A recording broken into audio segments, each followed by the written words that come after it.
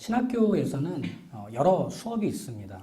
조직신학, 교회사, 실천신학, 그 중에 목회학이나 설교학이라는 분과가 있는데 설교를 어떻게 하면 잘할 수 있는지, 어떻게 하면 성도들을 잘 섬길 수 있는지를 가르치는 수업이죠. 목회학과 설교학에 항상 짚고 가는 하나의 사건이 있습니다. 그게 오늘 우리가 보는 베드로의 첫 설교를 통해서 3,000명이 회개한 사건입니다. 이게 연구 대상인 거죠. 어떻게 설교 한 번에 3,000명이나 회개할까? 도대체 무슨 마술을 부렸길래 그 사람들이 그렇게 바뀌었는가? 그리고 그 회개한 것으로 끝나지 않고 이 3,000명이 예수님의 제자가 되었다라고까지 이어지죠. 그러니까 목회학, 설교학에서는 어떻게 했지? 이걸 연구하는 겁니다. 자기들도 이제 하고 싶은 거죠. 3,000명이 회개한 일, 그 자체도 놀랍죠. 그런데 더 놀라운 사실은 다른 데 있습니다. 이 3,000명이 유대인이라는 게 더 놀라운 겁니다. 베드로의 첫 설교를 통해서 회개하고 예수의 제자가 된 사람이 3,000명인데 이들이 유대인이었다. 이 유대인들은 유일신 사상을 갖고 있죠. 오직 여호와 하나님만이 하나님, 유일한 신이라고 믿고 있는 사람들이죠. 그들에게 베드로는 어떤 설교를 했길래 그들의 마음에 찔려 회개하게 됐는가? 오늘은 이 부분을 볼 겁니다. 먼저 베드로의 설교를 이제 오늘 마무리하면서 그 베드로 설교의 구조를 좀 설명해 드리고 그 다음으로 이어가자면 정말 단순해요. 베드로만큼 단순합니다. 베드로의 설교는 세 개의 팩트와 세 개의 성경 구절로 그 구조를 갖추고 있습니다. 세 개의 팩트는 베드로와 베드로의 선포를 듣고 있는 유대인들이 모두 알고 있는 사실들. 첫 번째, 나사렛 예수가 갈릴리에서 사역했던 내용들이죠. 그의 가르침과 그가 일으킨 기적들이죠.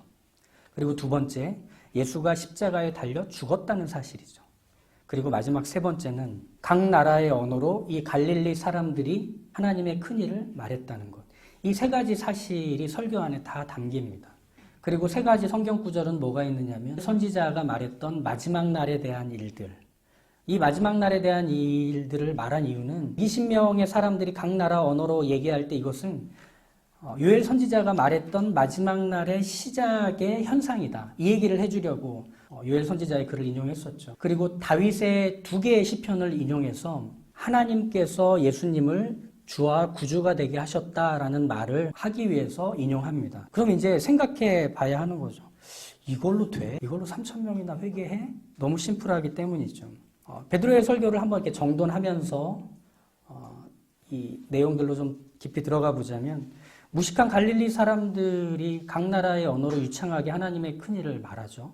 그걸 예루살렘에 모여있던 유대인들이 듣죠. 놀라고 당황합니다. 베드로는 그때 말하죠. 요엘 선지자가 얘기했던 마지막 날이 이제 시작된다. 이게 바로 그 현상이다. 이렇게 얘기하죠. 사람들의 모든 관심이 베드로의 말에 집중합니다. 그때 베드로가 마지막 날에 대한 주제를 이렇게 옮겨가죠. 누구든지 주의 이름을 부르는 자는 구원을 받는다. 너희가 부를 수 있는 이름을 갖고 있는지로 이 주제를 옮겨갑니다. 그래서 유대인들이 들을 때는 이제 호기심이 더한 겁니다. 하나님이잖아. 당연히 생각할 수 있죠. 그런데 베드로는 하나님이라고 말하지 않고 하나님이 보내신 나사렛 예수가 죽고 부활하셨다. 너희를 구원해 줄 그 이름이다. 이렇게 소개를 하는 게 베드로의 설교였습니다. 근데 이 베드로의 설교에서 우리가 주목해야 하는 것은 뭐냐면 설교의 시작에서부터 설교의 끝까지 주어가 한 번도 바뀌지 않았다는 겁니다. 이렇게 16절에서 얘기해요. 이는 곧 선지자 요엘을 통하여 말씀하신 것이니 일러스되 하나님이 말씀하시기를 하며 이야기를 시작합니다. 즉 베드로의 설교의 주어는 하나님으로 시작했습니다. 그리고 나서 이 설교의 끝 지점 36절을 보시죠. 너희가 십자가에 못 박은 이 예수를 하나님이 주와 그리스도가 되게 하셨느니라. 한 번도 주어가 바뀌지 않습니다. 베드로의 설교에서는 하나님께서 마지막 날을 시작하셨다. 하나님께서 주의 이름을 부르는 자는 누구든지 구원하시겠다고 약속을 주셨다. 하나님께서 나사렛 예수의 그 큰 권능과 기적과 표적을 사람들 사이에서 드러내도록 허락하셨다. 하나님께서 유대인들의 손에 내어주셔서 그 예수를 죽게 하시고 죽은 예수를 무덤에서 다시 살리셨다. 하나님께서 하늘로 그 부활하신 예수를 올리셔서 하나님의 모든 권세를 그에게 위임하셨다. 이제 이 하나님께서 직접 주인과 구원자가 되도록 나사렛 예수를 삼으셨다. 이렇게 하면서 설교가 끝나는 겁니다. 하나님, 하나님, 하나님이죠. 왜 이런 얘기를 베드로가 설교로 하고 있느냐 하면 이 설교를 듣는 사람들이 유대인들이었기 때문입니다. 유대인들은 유일신 사상을 갖고 있다고 했죠. 한 분 하나님만을 섬기는 불굴의 의지를 가진 민족들입니다. 유대인들에게 있어서 여호와 하나님을 섬긴다고 하는 건 그들에게 신앙의 영역만이 아니었습니다. 문화이고 사상이고 국가이고 그리고 자신들의 정체성이기도 했습니다. 기원전 65년에 로마 제국의 장군이었던 폼페이우스가 군대를 이끌고 예루살렘을 침공하기 위해 들어갑니다. 그런데 이 폼페이우스 군대는 예루살렘을 상당히 손쉽게 함락을 시킵니다. 왜냐하면 공격해 들어간 날이 마침 안식일이었기 때문입니다. 그러니까 그만큼 유대인들에게 있어서는 자신의 생명을 바꾸고 운명을 뒤집어버리는 일이 생겨도 안식일은 지켜야 한다는 각오가 있었던 정말 특이한 민족이죠. 그래서 로마 제국이 다스리던 그 무시무시한 시대에 로마 제국에서 로마 황제를 숭배하라는 것을 조서로 내립니다. 그때 오직 유대인들에게만 로마 황제를 숭배하는 대신에 로마 황제를 위해 드리는 희생 제물을 바치면 같은 걸로 쳐주겠다고 협상을 해줍니다. 그 강대국이 말이죠. 그만큼 유대인들에게 있어서는 이 유일신 사상, 여호와 하나님만을 섬기는 이 의지와 각오라는 것은 다른 민족에서 유래를 찾아볼 수 없을 정도로 상당히 남다르고 특별했습니다. 그런데 사건이 발생한 거예요. 오직 여호와 하나님만을 섬기던 유대인들이 나사렛 예수가 주인이며 구원자, 하나님이라는 것을 믿기 시작한 일이 일어난 겁니다. 이것도 기적인데 더 큰 기적은 그 다음에 이어집니다. 그렇게 믿은 사람들이 예수님의 명령을 따라 이방인에게도 이 예수를 전하기 위해서 예루살렘과 유대와 사마리아와 땅끝으로 가기 시작했다는 겁니다. 어떻게 단단한 콘크리트 같은 이 여호와 하나님만을 섬기는 유대인들이 이런 변화를 겪게 됐을까? 도대체 무슨 일이 일어난 것일까? 그리고 그렇게 회개한 사람들이 예수님을 증거하고 전하는 일에 자신의 인생을 걸고 목숨을 아무렇지도 않게 내놓을 수 있었던 것들은 도대체 어떤 변화로 인해서였을까? 많은 역사학자들과 교회사를 연구하는 이들이 이 부분에 대해서 오랜 시간을 고민하며 찾아봤습니다. 도대체 무슨 이유일까? 왜냐하면 말이 안 되기 때문이잖아요. 어떤 사상적인 변화가 일어났기에, 어떤 시대적인 환경에 영향을 받았기에 이런 일이 생겼나? 이런 생각을 가질 수밖에 없는 거죠. 학자들은 대체로 말이 안 되는 걸 말이 되게 하는 데 힘씁니다. 그래서 어떤 구절에 주목을 하게 됐느냐면 2장 10절에 120명의 성도들이 성령의 충만을 받아 각 나라의 언어로 말하기 시작했을 때 그 말을 들은 사람들이 누구인지를 이 학자들은 주목했습니다. 그래서 디아스포라 유대인들과 유대교를 믿어 들어온 이방인들이 이야기를 들은 것이라고 확인했죠. 디아스포라 유대인들, 즉 팔레스타인 땅에 거주하지 않고 각 나라에 흩어져서 살고 있던 이 유대인들이 이 얘기를 듣고 회개했던 거구나. 이 디아스포라 유대인들은 상당히 독특한 방식으로 자신들의 신앙을 전했던 사람들입니다. 스스로를 이방인의 빛으로 여겼습니다. 왜냐하면 고향을 떠나서 이제 자신들의 삶의 터전이라고 여겨야 하는 곳에서 외국인들과 같이 살아야 합니다. 근데 자신들의 정체성인 이 유대교를 이어가야 되죠. 그리고 자신들의 자녀들에게도 알려야 되죠. 그러다 보니까 이들은 이 외국 땅에 살면서 여전히 하나님의 말씀을 잘 배우고 익히기 위해서 비록 성전 가까이에 살지는 못했지만 떠나온 자리에서 하나님의 율법과 말씀을 배우기 위해 회당을 세웁니다. 그리고 히브리어로 되어 있는 성경을 헬라어, 그리스어로 번역한 70인역 성경을 제작합니다. 자신들의 자녀들에게 동시에 함께 살고 있는 외국인 이웃들에게도 이 유대교를 전하고 알립니다. 그런 성경을 가지고 하나님을 소개했던 거죠. 그런데 이 이방인들이 이 유대교에 상당한 매력을 느꼈습니다. 왜냐하면 부모와 자녀가 서로를 공경하고 관계가 돈독한 모습, 도둑질을 혐오하는 모습, 가난한 자들을 구제하는 모습들, 이런 모습들을 보면서 이방인들에게 매력을 발산했던 겁니다. 특히 로마 제국의 유역자들이 유대교에 호감을 가졌습니다. 디아스포라 유대인들은 모든 나라와 민족이 유대교에 들어와서 그들도 유대인이 되기를 꿈꿨습니다. 자신들이 사는 곳도 이제 하나님의 나라 이스라엘이 되기 기대했던 거죠. 학자들은 이걸 주목했습니다. 그래서 어떻게 분석을 했느냐면 베드로가 외친 이 구원의 원리를 보며 저게 유대교가 세계 종교로 발돋움할 수 있는 좋은 교리겠구나 생각을 한 겁니다. 베드로의 설교를 들은 유대인들이 회개했던 이유는 예수님을 추종하던 무리들의 주장을 디아스포라 유대인들이 기꺼이 받아들여서 일종의 예수님 추종자들과 디아스포라 유대인들의 콜라보로 기독교가 시작되었다라고 분석을 한 겁니다. 말이 되는 겁니다. 그런데 뭐가 빠졌을까요? 이 분석에서는. 하나님이 빠졌습니다. 베드로가 한 번도 놓치지 않은 그 주어인 하나님이 이 분석 안에서는 빠지다 보니 성경과 상관없는 말이 되는 얘기만 남게 된 거죠. 베드로의 설교가 끝난 후에 이 베드로의 설교를 들은 유대인들은 설레임과 기대감으로 눈빛을 반짝이지 않았습니다. 어떻게 묘사되고 있죠? 큰 두려움과 불안을 느끼고 모든 것이 무너진 것과 같은 혼란을 겪습니다. 37절에 그들이 이 말을 듣고 마음에 찔려라고 했기 때문입니다. 즉, 이 베드로의 설교를 들은 유대인들은 그동안 가져왔던 확신의 금이 가고 바닥이 꺼지는 것 같은 감정에 든 겁니다. 왜? 베드로의 설교는 한마디로 얘기하면 지금까지 너희가 모두 해왔고 가졌고 지켜온 것은 하나님과 상관없다라고 했기 때문입니다. 유대인들은 율법의 교훈을 받아 하나님의 뜻을 알고 하나님을 자랑할 줄 아는 민족이었습니다. 율법에 있는 지식과 진리의 규모가 크고 견고했던 정말 어떻게 보면 헌신으로 똘똘 뭉쳐 있었던 유대인들이라고 할 수 있습니다. 그들을 향해 지금까지 너희가 모두 해왔고 지켰고 가졌던 것들은 하나님과 상관없던 것들이었다. 이 베드로의 선포가 그들에게 그렇게 강렬한 충격으로 왔던 거죠. 그런데 이 베드로의 선포야말로 유대인들이 들어야만 하는 복음이었던 겁니다. 기쁜 소식이었던 겁니다. 복음은 복된 소식, 기쁜 소식이죠. 보통 우리가 좋은 소식, 기쁜 소식이라고 하면 합격 소식이 들리는 것, 심사 통과 발표가 나는 것, 로또가 당첨된 것 같은 게 우리가 듣고 싶은 좋은 소식일 겁니다. 하지만 복음은 내가 듣고 싶은 소식이 아니라 내가 들어야만 하는 소식입니다. 그럼 내가 들어야만 하는 건 뭘까요?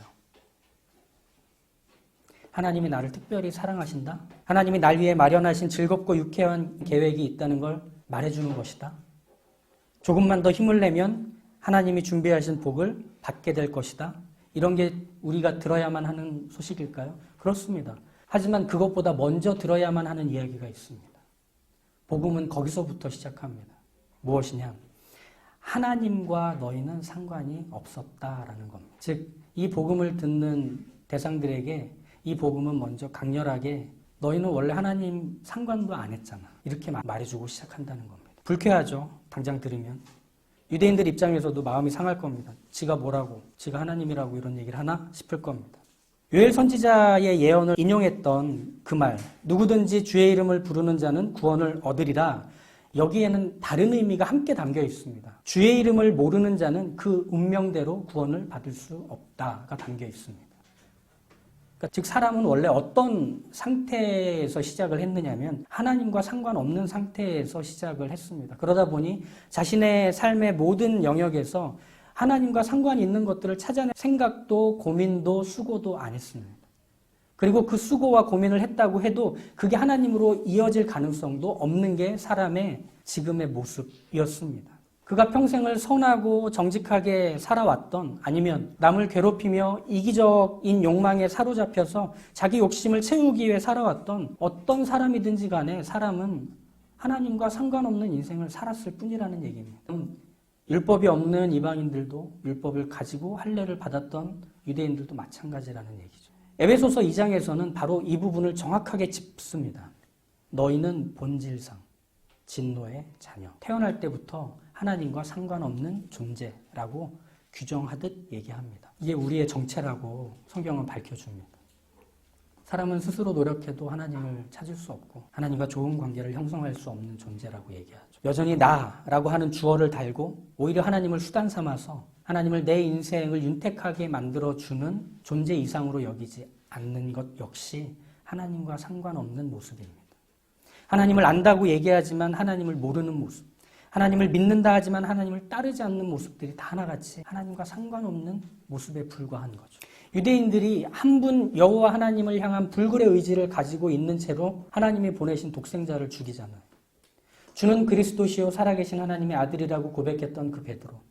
다른 사람은 다 부인해도 나는 절대 부인할 수 없다고, 그렇게 할 이유도 없다고 말하던 베드로가 닭 울기 전에 3번 예수님을 모른다 하며 부인하잖아요. 사람은 그렇게 하나님과 상관 있는 채로 살아왔던 인생이 아닌 상관없는 채로 시작하여 그것을 이어가는 삶일 뿐입니다. 복음은 그걸 얘기합니다. 원래 너의 인생은 하나님과 상관이 없었다. 상관하고 싶어 하지도 않았다. 늘 너는 하나님보다 네 자신이 컸다. 라고 복음은 지적해 줍니다. 근데 복음은 그것으로 문장을 끝내지 않습니다. 완성된 문장은 이것입니다. 사람은 하나님과 상관이 없다. 하지만 하나님은 사람을 사랑하신다. 이것입니다. 사람은 하나님과 상관이 없이 살고 또 죽습니다. 그게 아무렇지도 않습니다. 마치 모든 인생의 운명인 양 여깁니다. 하지만 하나님은 사람을 사랑하셔서 사람을 향한 구원의 계획을 작정하시고 그것을 이루십니다. 당신의 독생자를 이 땅에 보내시고 죽음에 넘겨주십니다. 그리고 다시 무덤에서 살리십니다. 그리고 하늘에 올리셔서 하나님이 갖고 계신 왕과 주인으로서의 모든 권세를 그에게 위임하시고 모든 이름과 나라와 열방을 그 예수께 맡기십니다. 은혜로 통치하라고, 생명으로 다스리라고 모든 권한을 위임하십니다. 왜? 하나님이 사랑하는 자를 하나님이 사랑하는 독생자에게 맡기셔서 영원한 위로와 안심을 도모하게 하신 겁니다. 이것이 하나님의 구원의 성취가 되는 거죠. 베드로의 설교가 왜 복음입니까? 하나님과 상관없다고 던지는 이 말은 날카로운 칼날이 되어 나 자신에게 집중되어 있고 나 자신을 위해 살았고 나만을 위해서 인생을 펼쳐왔던 모든 것들을 끊어버립니다. 마치 할례를 시행하는 칼과 같이 우리의 예전 것들을 끊어내버립니다. 그리고 나서 무엇에 주목하게 합니까? 베드로가 말했던 그 주어 하나님을 주목하게 합니다. 하나님이 구원의 약속을 너희에게 주셨다. 하나님이 구원받을 그 자들을 구원할 예수 그리스도께 묶어 놓으셨다. 그의 이름을 부르라. 구원을 작정하신 하나님, 구원을 이루신 하나님, 그리고 구원받은 자의 아름다운 신분과 영원한 운명을 지키시는 그 하나님이 선포될 때라야만 우리는 거기서 삽니다. 우리는 거기서 하나님이 주신 그 복과 유업을 내 것으로 삼을 수 있게 된다는 것입니다. 그러니 복음이 선포되는 자리를 사모하십시오. 하나님과 상관없던 게 당연하던 사람은 구원받은 이후에도 끊임없이 나 자신을 위해서 살려 하고 하나님과 상관없이 살려는 경향을 포기하지 못합니다. 그게 자연스럽다 보니까 뭐가 잘못됐는지도 알지 못합니다. 그게 하나님이 싫어하신다는 것도 깨닫지 못합니다. 그래서 그냥 흘러가듯 삽니다. 근데 우리 그리스도인들은 거슬러가는 사람이에요.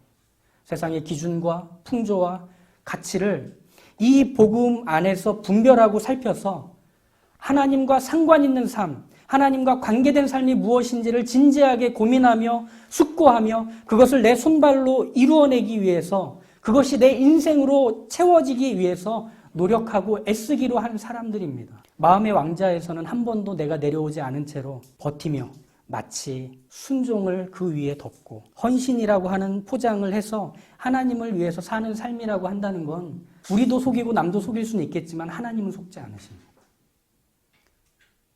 그러기 위해 복음이 우리에게 여전히 필요한 것입니다. 구원받지 않은 자들에게뿐 아니라 구원받은 우리에게도 여전히 이 복음은 선포되어야 한다는 것입니다. 그러니 기억하십시오. 우리가 하나님과 상관이 있다고 착각하며 날 위해 살고 있는 그 이기적이고 욕심 많은 모습들의 복음이 외쳐져야 한다는 사실을, 우리가 하나님의 말씀을 안다고 하고 하나님을 믿고 섬긴다고 하면서 하나님의 말씀이 선포되는데 어떤 찔림도 없이 마치 죽은 것과도 같은 반응 없는 모습이 아무렇지도 않은 것에 복음이 외쳐지도록 해야 한다는 것입니다. 복음이 외쳐질 때라야만 회개가 시작이 됩니다. 하나님과 상관없는 나를 인정하고 하나님께로 돌이키려고 하는 시작이 복음으로라야만 가능하기 때문입니다. 이 복음을 누가 이루셨습니까? 누가 우리에게 주셨습니까? 하나님, 우리 주 예수 그리스도, 우리와 함께 하시는 성령 하나님이십니다.